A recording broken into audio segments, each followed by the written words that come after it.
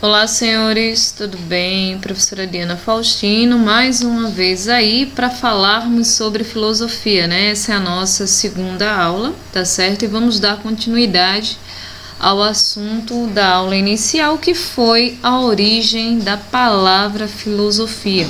Vimos que a palavra filosofia foi uma palavra, né, dada aí, atrelada à sua etimologia, à figura de Pitágoras, né? Ele que vai ser aí um matemático, e quando perguntado o que estava fazendo, ele vai dizer que estava praticando a filosofia, ou seja, a arte do pensar, tá certo?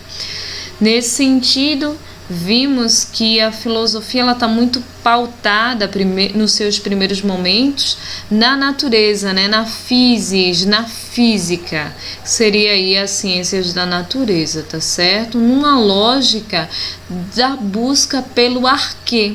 E o que seria o arquê? Seria o início de tudo. E eles acreditam que o início de tudo está muito baseado na natureza, nos elementos da natureza, tá certo? O primeiro filósofo que vai tratar disso vai ser o Tales de Mileto. Também conversamos sobre essa nomenclatura Mileto, né? Ou o segundo nome geralmente é o local de onde os filósofos surgem nesse primeiro momento, e durante o período da Idade Média eles ganham as nomenclaturas dos lugares onde eles vêm, tá certo? E o Tales de Mileto ele vai dizer que tudo é água, tá certo?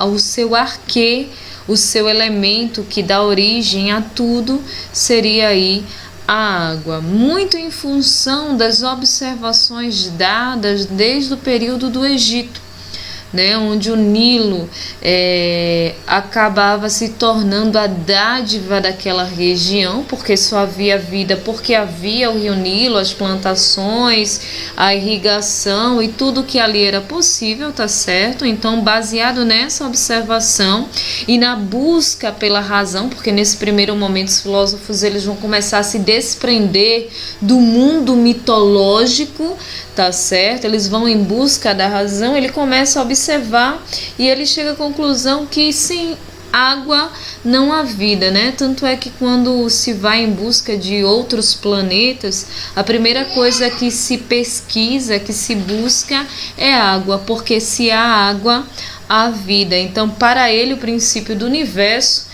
é a água, e a água ela vai se apresentar nos seus mais variados estados, né? Sólido, líquido, gasoso. Então logo tudo é água e logo tudo surge dela. Nesse momento, né, no mundo atual, nós percebemos que tudo depende da água para que haja vida. Então ele tem um certo sentido na sua fala. Um outro camarada que vai ser muito importante, né, no mundo pré-socrático, nessa divisão, né? A filosofia, eu acabei esquecendo de falar, a filosofia ela vai ser dividida em duas classes, né? Os pré-socráticos e os socráticos. Geralmente não se fala pós-socráticos, de socráticos em diante. Professora, qual é a diferença? Bom, é a mudança no pensamento, tá certo? Os pré-socráticos eles estão muito pautados na física, na natureza, no arquê, no início de tudo, pautado nos elementos da natureza.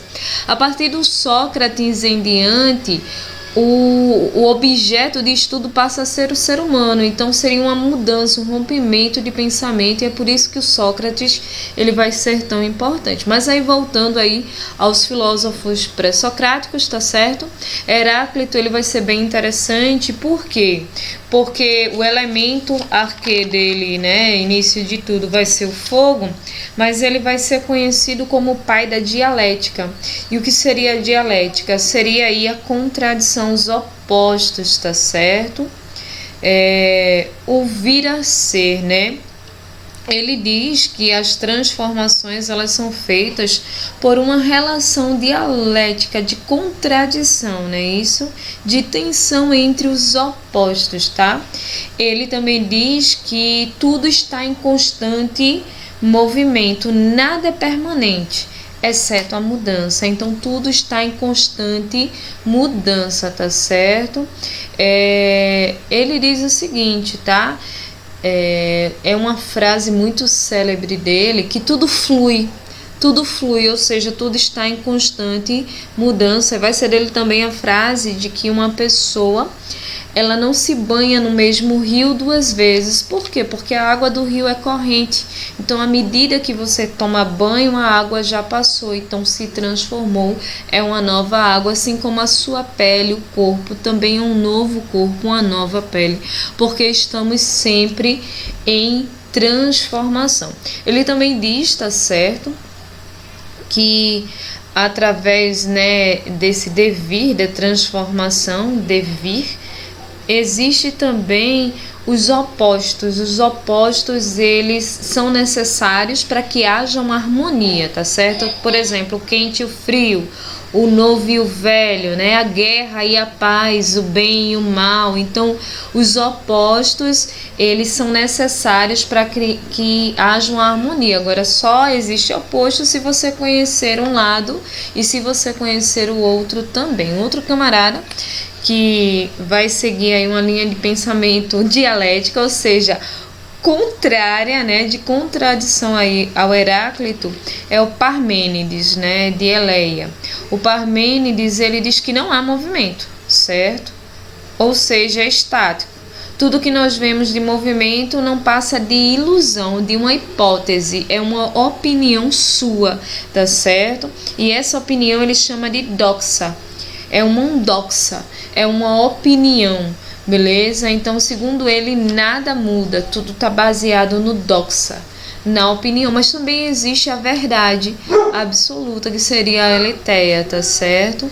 O ser é, e o não ser simplesmente não é. Então, a partir daí, ele já está dizendo que não há uma mudança, que a mudança é algo de uma questão de opinião, independente da sua opinião ser certa ou errada, ela é a sua opinião, tá certo? Mas para ele também existe a eleteia, que é a verdade absoluta. Então, esses são os pensamentos aí, né, numa síntese dos filósofos pré-socráticos, tá certo? Mais falados do período, vão existir os do ar, vão existir o elemento da terra, vão existir vários outros elementos, mas esses três aí são os camaradas que são mais falados entre os pré-socráticos, tá, joinha? Essa foi a nossa aula de hoje. Fiquem com Deus e até a próxima. Tchauzinho, bye bye.